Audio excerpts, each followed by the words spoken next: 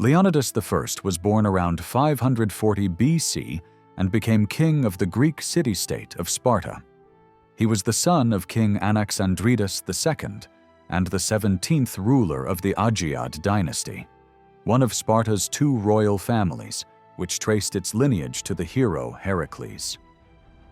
Leonidas ascended to the throne around 489 BC after the death of his half-brother, King Cleomenes I. He ruled alongside the co-king Leonidas II until his death in 480 BC, after which his son, Pleistarchus, succeeded him. During the Second Greco-Persian War, Leonidas led a coalition of Greek forces in a legendary last stand at the Battle of Thermopylae, defending the narrow mountain pass against the vast Persian army. He was killed early on the third and final day of the battle, but his courage and leadership became immortalized in Greek history.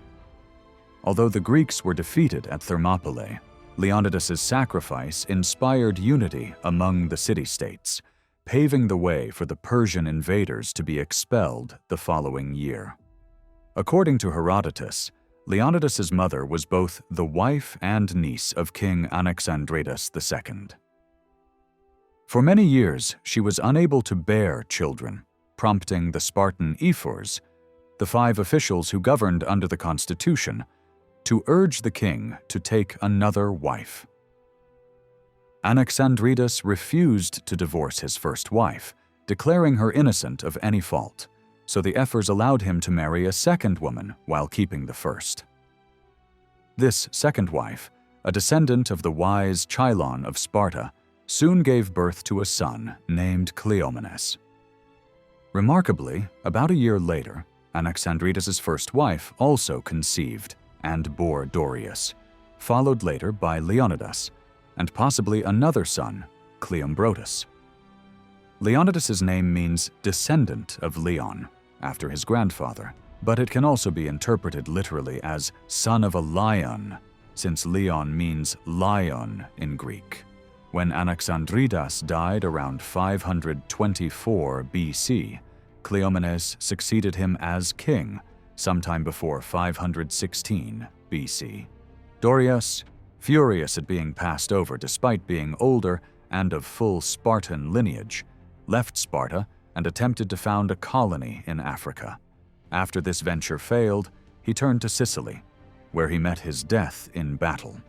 The nature of Leonidas's relationship with his older brothers is unknown, but he married Gorgo, the daughter of King Cleomenes, before becoming king himself in 490 BC.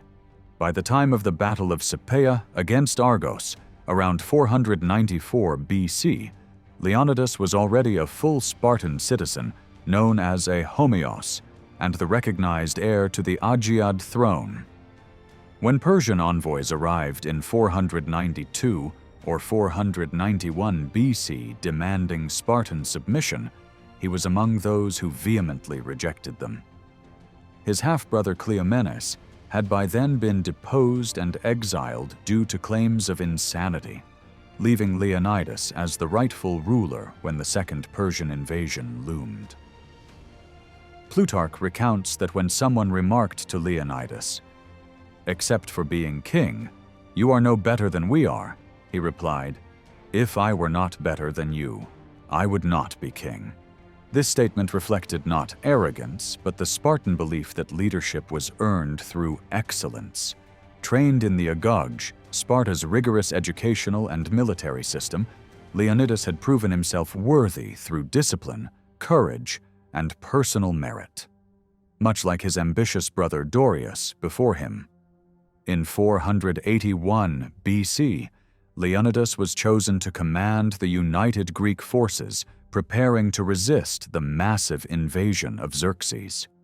His selection was not merely because Sparta was Greece's strongest military power, but because Leonidas himself was respected for his skill, judgment, and integrity as a leader. This is evident from the fact that only 2 years after his death, the Greek coalition chose an Athenian commander rather than either Leotychidas or Leonidas's successor, Pausanias, to lead them, showing that Leonidas's leadership had been uniquely valued. Leonidas's command of the Greek defense against Persia culminated in his heroic death at Thermopylae in 480 BC, where he and his 300 Spartans made their legendary stand. His courage and sacrifice became symbols of selfless leadership and undying devotion to Greece's freedom. When the united Greek forces appealed to Sparta for help in resisting the Persian invasion, the Spartans first sought guidance from the oracle at Delphi. The priestess delivered a prophecy in verse, warning that either Sparta would be destroyed by the Persians or one of its kings, a descendant of Heracles, would die to save it.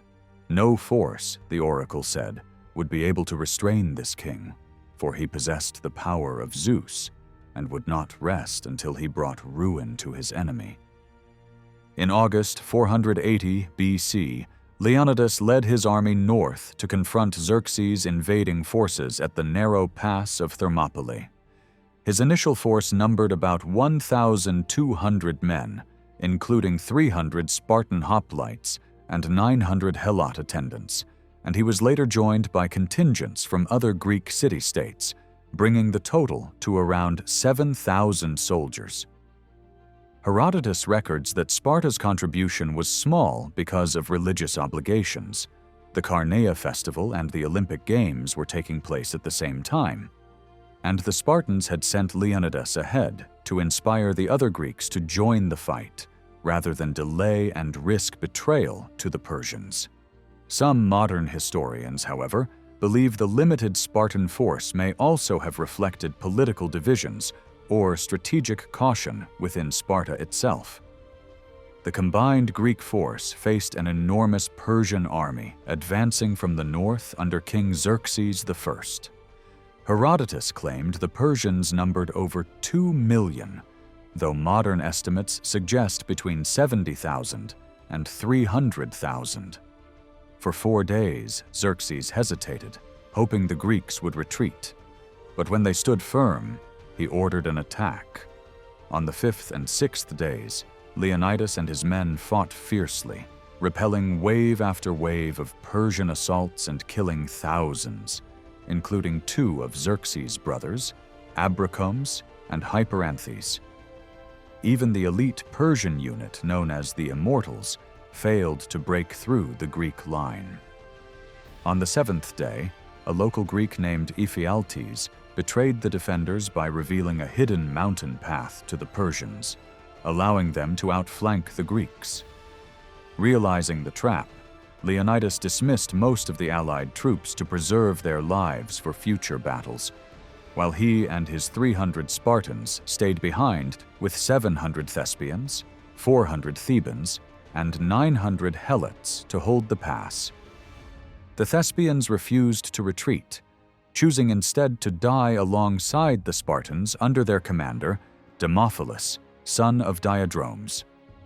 According to Herodotus, Leonidas ordered the withdrawal because he wished to save the bulk of the Greek army, and because the Spartans, bound by their honor, could never abandon their position.